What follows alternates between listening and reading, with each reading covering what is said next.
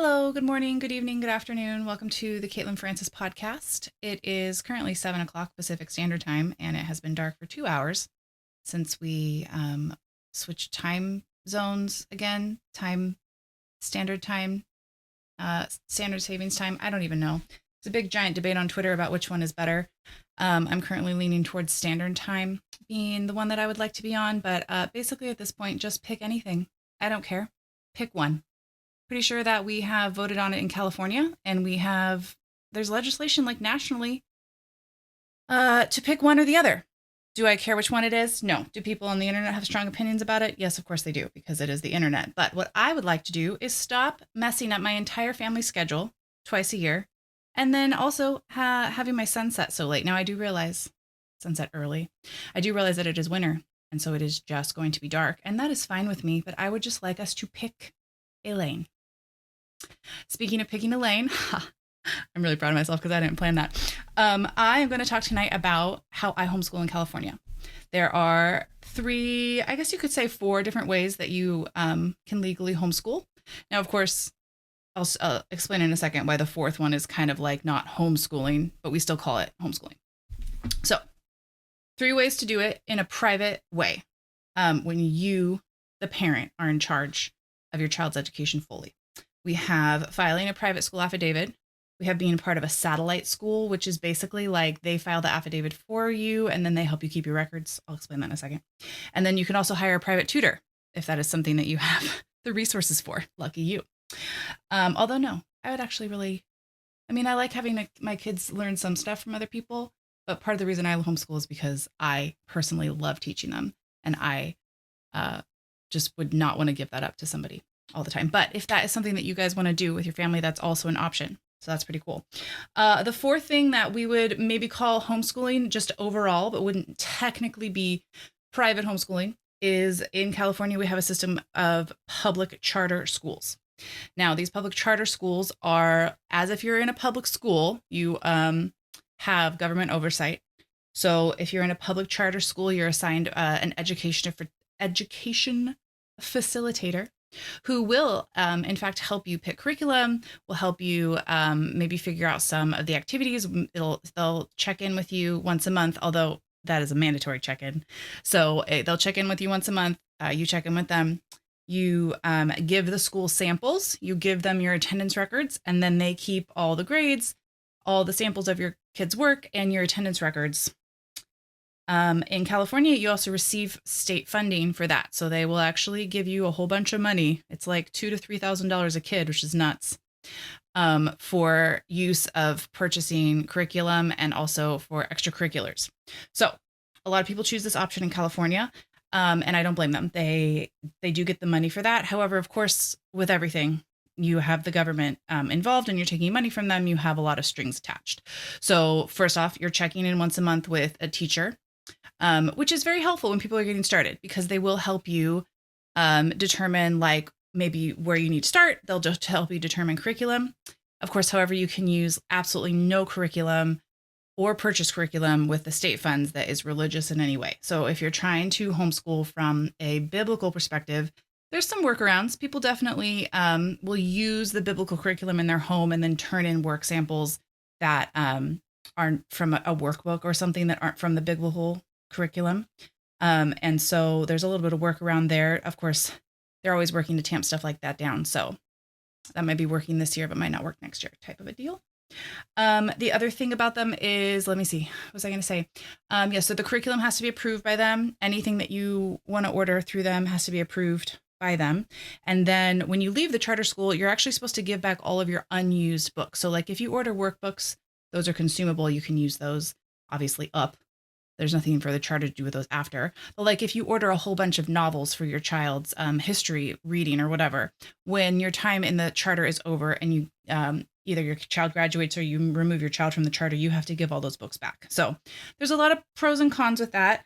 I know a ton of people who started on this route right after 2020, 2021 area, when they realized that either A, they were not cool with what the public schools were teaching, or they just realized that they could do this at home just as easily. They pulled their kids out of public school and got into the public charters. And that has been a great on-ramp for many families. I already had 3 or 4 that I know of this year that decided to step out of the charter system into what we call a private school affidavit. So in the state of California, interestingly, I just read this in the HSLDA magazine yesterday, there's no actual laws that contain the word homeschooling. And so what we do in California is we don't homeschool, but we have private schools in our home. So what I do is I go to a state website every year between the dates of October 1st and October 15th, and I file what is called a private school affidavit. So essentially, I am creating within my home a private school. Now, there are about 8 things that, according to HSLDA, let me pull up this picture that I took, the screenshot, the types of records that you have to keep as the administrator. So I am the teacher of my private homeschool, and I'm also the administrator. And basically, the only things that you have to have, this method allows you, I'm just going to read right off the Google screen here, because it summarized it for me. Private school affidavits. This method allows you to operate your home as a private school with full independence with no government oversight. I know that sounds nuts, but in California, if you file a private school affidavit, I literally never talk to the government about it.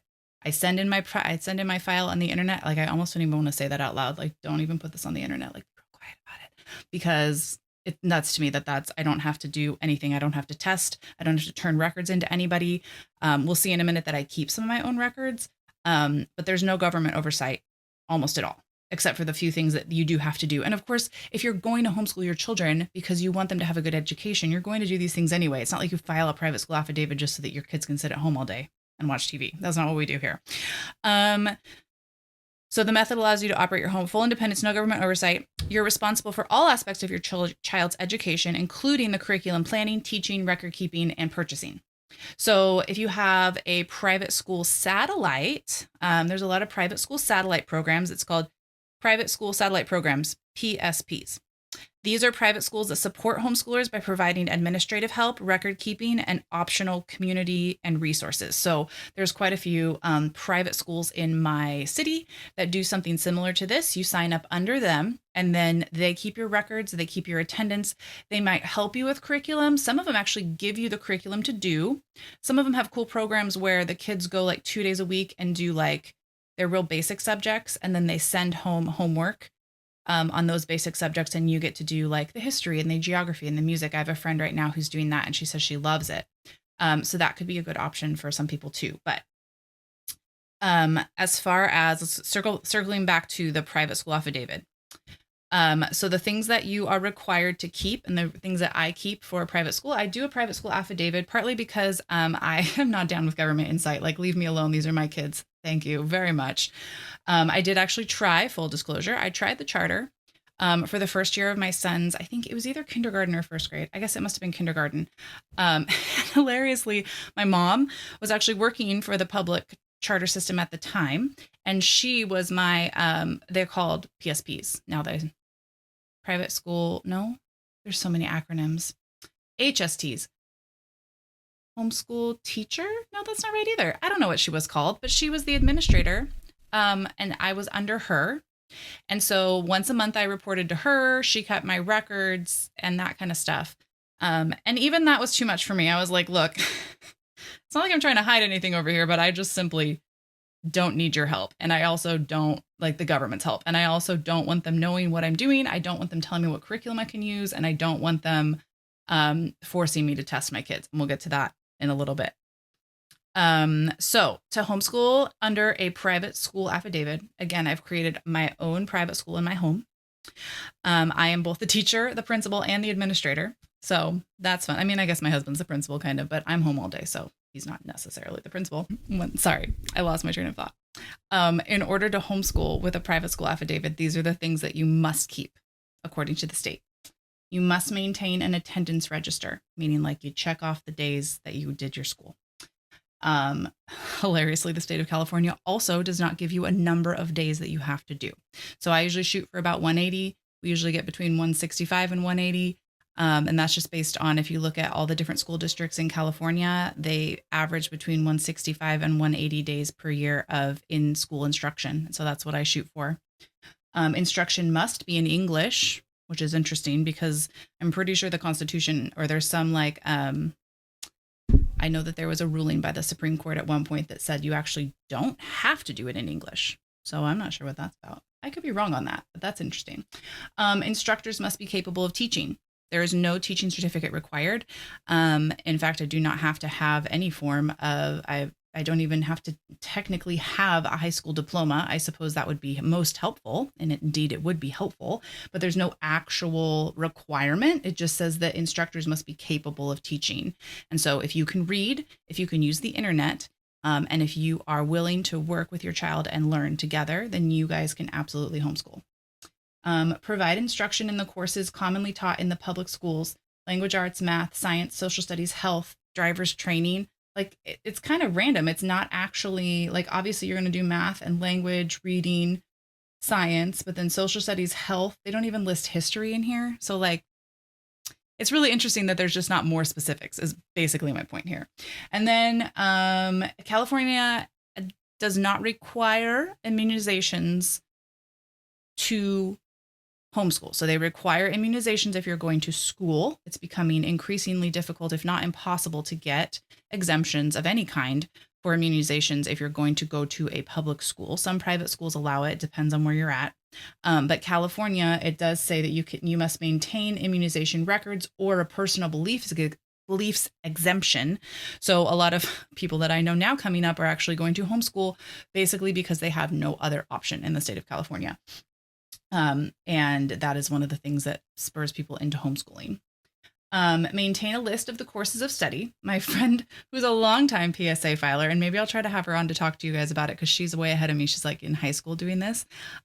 She reminded me one time that you don't even have to maintain samples technically. You can just maintain a list of the courses of study. And that just cracks me up because I could literally just show them this paper that I have that shows like what I'm doing for each semester, and they'd be fine with that. And then also maintain a list of instructors with their addresses and qualifications. So I guess that would be if like my kids are taking a writing class right now outside my house. So I would have the instructor's name and phone number written down in my book. So those are the requirements for a small private school run out of your home privately with no government intervention. If you notice there was no testing requirement. The public school charter system will require the kids to test at the beginning and the end of each year, as do the public schools in this area. Private homeschoolers are definitely able to test. There's all kinds of options we can do for testing. I have not yet tested any of my kids on anything because I don't homeschool in order to keep up with the system. I homeschool for many reasons that I'll share in a minute. But it's interesting that in California, you don't actually have to have a testing of any kind if you're filing a private school affidavit. So now I want to show you really quickly the stuff that I keep as a record. So we went through the list of stuff. It's actually not that big of a deal. If I really wanted to, I could just keep my attendance and I could just keep my list of stuff and then a picture of or a printout of my affidavit. And apparently I'd be golden. Like, I don't know. If I had like the full government knocking on my door, I kind of would want a few more records. And of course, that's what HSLDA recommends. They recommend that you have a few more records than that. And so, of course, following my mom's example over the years, because she also filed a PSA when I was in homeschool, when she was homeschooling me in the 90s and the early 2000s, I just kind of have my little system, and this is my little system. So I take a binder at the beginning of each year and I start it. So this one is fall 2024 to spring 2025. That's just how I label it for myself. Inside, you will find a copy of my affidavit, which I'm not going to show really closely because it has my address on it. And then I have my curriculum list. I just found a template that I liked online and I copy it every year and I just fill it out. Then I also found that this is my best way to keep attendance. The red like crosses mean we were there. I always make a little key for myself. The crosses mean we did it. And then if I cross it out or something, that means like we were on vacation or it was fall break or it was Thanksgiving or whatever. And so I always print a calendar and I just count the number of days that we did it and I highlight it at my top here. Oh my gosh, I don't know how to do this. I'm sorry. And then I add it up. So last year we got 167 specific days. But we did so much other stuff that, of course, you can definitely count in your brain as homeschooling when you do activities and family gatherings and just life stuff as well. So, but we did 167 days of school at the table. And then I also keep my card, my HSLDA card. Anyone who's watched my other video or any of my other talks has heard me talk about HSLDA 100,000 times. They are the premier homeschool legal defense association for the country, and they do amazing work. They basically I was just reading their magazine the other day. They basically started from scratch. It was like two guys that were trying to homeschool at the end of the 70s, beginning of the 80s, and it was real rough. And they started from scratch, basically just litigating homeschool freedoms all across the country. And so now they're one of the they are the biggest lobby. They're not even lobbyists. They're just a homeschool legal defense association. So they fight for freedom of individual families in each state. They consult on legislation. They're a great name. So anyway, I'm a member of HSLDA, and so I keep my card in my binder. I just have tabs. So like each kid gets their own tab. On this front sheet, I wrote down all the field trips we did because I wanted to remember. I have a hard time remembering sometimes what exactly we did for field trips. But then I also save samples. So like in each kid's binder, I'll pull their math tests. Or like when they're really little, I'll keep their cute little like kindergarten book things.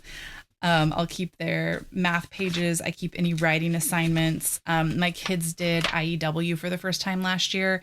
And so they had, which is like a writing program. And so they had like numerous papers that they actually wrote, and it was amazing.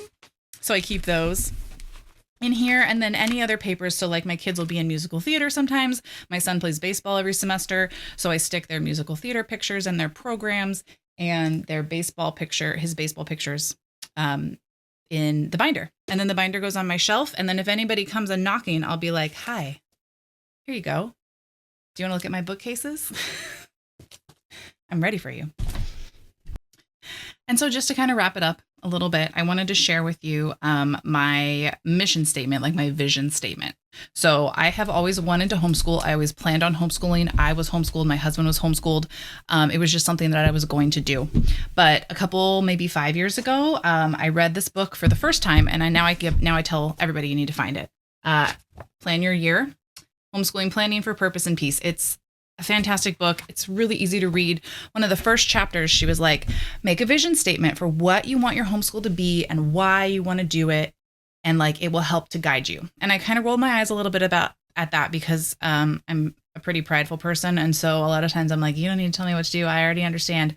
But that was not the case. In fact, sitting down and really taking some time to work through the first couple chapters of her book and planning my vision writing down my vision was super helpful. It helps me when I'm picking my curriculums. It helps me when I'm giving a defense for why I homeschool. It helps me on those hard days when I'm like losing my mind because there's no way that I'm ever going to be able to teach this kid to read, like that kind of stuff. So my big why for homeschooling, and then I have the how we're going to accomplish the why. Okay. So my why for homeschooling is and what I want my homeschool to be like is because I want my children to have a biblical Western foundation in their education. I want them to have a relaxed, interesting, engaging, room for mistakes, grace, peace, comfort, acceptance, open dialogue education. I want those things for them in their day-to-day, everyday life. That's why I homeschool them. I want them to love to read and explore and be curious. That's probably the top one that I want for them, is to love to read and to love to learn and to know where to go to get information. To not just sit and be fed information from the media or from their screens, but to know how to find a book, to know how to look up a story, to know how to craft a narrative in their mind and write it down, because that will set them free for the rest of their lives to do anything that they want to do and to always be able to help themselves as adults. In that, I'm going to give them the tools to find it out themselves, not from Google. That's what I actually wrote down. The tools to find it out themselves and not from Google. We do a lot of old school stuff over here. My kids look at a thesaurus. They have a children's dictionary. I'm planning on trying to track down like one of those giant sets of encyclopedias. Like, I would die for one of those things. I want them to have an appreciation when they leave my house. I want them to have an appreciation for Western culture, art, music, literature, and the Bible. I want them to have a view of the world that is not of self, but is others centered. And in that way, we look at other cultures. We study other cultures, other religions. We take a broad view of geography and history, and we find out how other people live, and we find out how other cultures work. And we talk about what other countries do and how other peoples live, because I want them to know that they are not the center of the universe and that they are here to serve and love other people. And last but not least, I want them to have an imagination. My daughter is almost 11, and my other daughter is 8, and then my youngest daughter is 4. And they have spent all day playing with my American Girl dolls from like when I had them in the 90s. I can't pull them away from that. We have Lego City going all the time. We have piles of books everywhere. They're just all over the place. They're everywhere. They drive me crazy. I'm always slipping on books. But my kids use their imaginations all the time, and they're not tied to a screen. They're not tied to what their peers do. My daughter has no idea what fancy makeup is. Like she doesn't know any of it. I'm trying to give them a childhood that lasts as long as possible in this world that just knocks childhood out of you as fast as it possibly can. And lastly, if I could, I would hope that I want them to love being homeschooled. And I think they do. We talk about it sometimes. And I'm like, would you guys want to go to school? Like, how would you feel about getting up at 7 a.m. and being at school till 3 and then coming home and doing homework? And my son, who loves to sleep in, is like, no. So hopefully they're loving it. I think they are. But I want them to love being homeschooled, and I want them to want it for their kids. And if they don't, that's fine. But I hope that they do, because I'm a second generation homeschooler, and I hope that they will catch my love of learning and want to give it to their kids as well. And I pray that that is their path, if they want it. And so how do we do this? How do we, now that I have my vision, now that I know that the Western civilization and the Bible are important to me, now that I know that I want them to be good citizens and not just they don't belong to me. They are for, that sounds so commie. But it's true. They don't belong to me. The Lord gave them to me to raise and to nurture and to teach to be adults. And the way you are a good adult is by being selfless and by being a good neighbor and a good father and a good mother and a good sister. And those things, you have to take the self out of it. And so how do I do that? How do I now use curriculum? How do we read? How do we study geography? How do we study science or history? How do we read in a way that builds up my goals for them? So I wrote it out very specifically. So what I try to do is we focus on the key skills. Obviously, we always got to do our reading, our writing, our math, and we strive to become fluent in those skills. Got to have those bases down. If you're new to homeschooling, if you're starting out, if you're pulling your kids because they're not getting a great education, focus on those first. The other things will come later. It's okay if all you're doing right now is trying to learn how to read. We have one right now, and all we're doing is trying to teach her how to read. And that is okay, because once she picks it up, we're going to be flying. To do these things, to be fluent in these skills and to focus on to fulfill my vision, we're going to explore history. We're going to explore science, music, literature, and anything else that catches our attention. And we're going to do this through good books and stories. We're going to do it through imaginative, creative play and crafts and activities and field trips and YouTube videos and talking to grandparents and anything else we can think of that will help them to explore an idea that they're interested in. We're going to do so much time outside. I love living in California. I love it so much. We were outside tonight while it was dark. My kids were washing the car in the dark because it's like 70, 80 degrees here in November. And so I know that it's expensive to live here, and I know that there's a lot of politics here that I don't love, but there's so much lifestyle to be had here that is just so worth it to me. And part of that is that they're outside year round. I just mean year round. It's amazing. We also go to museums, zoos. We have a co-op we're a part of, etc. So my end goal, the thing that I want most for them, is that as adults, I want them to have a love for the Lord and a foundation rooted in His Word. I want them to love to learn, to read, to listen to good music, and to be ever exploring. I want them to look back at school as an enjoyable, relaxing process that was interesting and eye-opening so that they will love learning. If my children love learning and love Jesus when they leave my house, that is the most important thing that I could ever do for them. I am thrilled beyond measure to live in a state where it is so easy to homeschool. I am thrilled beyond measure that I have the situation that allows me to stay home with my children. And I hope that this was encouraging in some way to anyone who is thinking about it, or who is just starting the PSA process, or who has just any thoughts on homeschooling. I hope that this was helpful for you. God bless. And I hope that you are all weathering the time change storm. See you next time.